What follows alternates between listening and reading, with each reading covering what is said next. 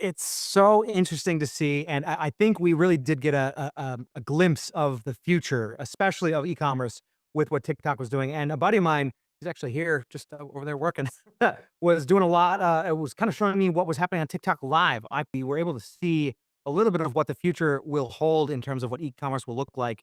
It's like running your own home shopping network, right? It's as simple as that.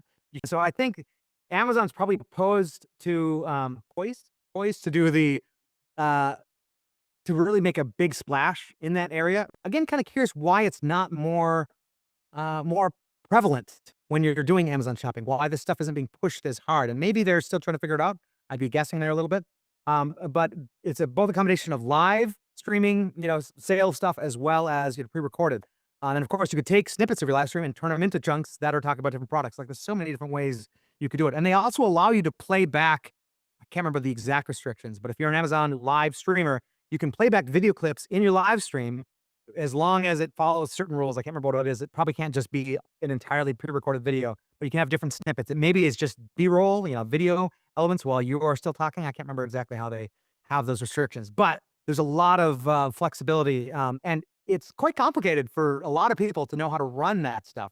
And so maybe that's what it is. Maybe that's the holdup, that people are still trying to figure out how to actually do it, because it takes a lot of practice. And I've actually been dabbling it because I want to know it so that I can teach people how to do it.